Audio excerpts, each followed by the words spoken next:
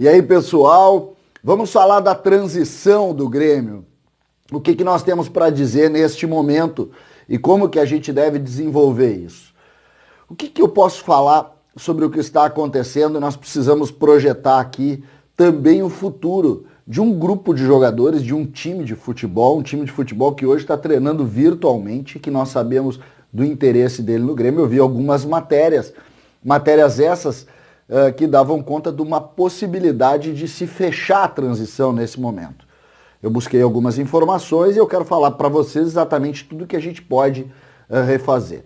Quando deu a pandemia, nós ficamos com uma sensação de que algo fosse rapidamente ser retomado. Aí veio naturalmente a questão das férias, todos ganharam férias, voltaram. Quando voltaram, se pensou, bom, o time principal vai treinar, a transição de certa forma também.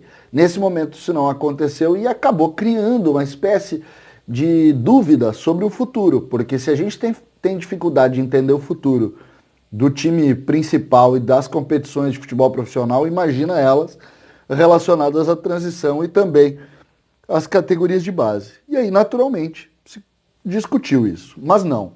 O que nós podemos falar? A transição é patrimônio do Grêmio e um patrimônio daqueles que dá orgulho de falar. Então ninguém cogita sequer abrir mão ou discutir ou tentar, vamos fazer uma reunião para ver o futuro. Nada. Transição é algo pronto dentro do Grêmio, não vai terminar. O Internacional, por exemplo, fechou o grupo de sub-23, uma outra realidade, uma outra cultura, uma outra história. O Grêmio não. O time sub-23 do Grêmio só dá alegria pro Grêmio. Só.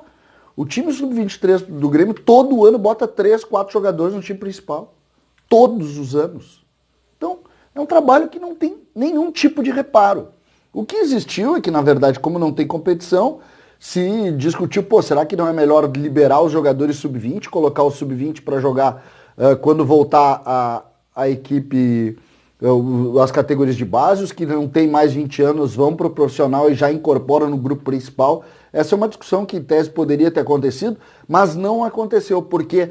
Porque o modelo da categoria de base, o quadrado, o composto da categoria de base, sobretudo do time de transição, é irretocável dentro desse processo de organização do Grêmio. Então não se discutiu isso. E aí o que nós vamos ter? O Grêmio está esperando única e exclusivamente a retomada através da prefeitura dos treinos coletivos para que o grupo de transição passe a trabalhar em conjunto. O Grêmio vai trabalhar com um grupo maior. O Grêmio vai utilizar mais os jogadores de transição do que havia feito. O Grêmio sabe que nesse final de ano deve ter jogo quarta e domingo toda hora, porque vai ter que encurtar o calendário. E esse grupo vai ser fundamental. Talvez a gente tenha um grupo grande e a transição seja parte dele. Pode ser, porque não vai ter jogos e a gente sabe que precisa movimentar esses jogadores.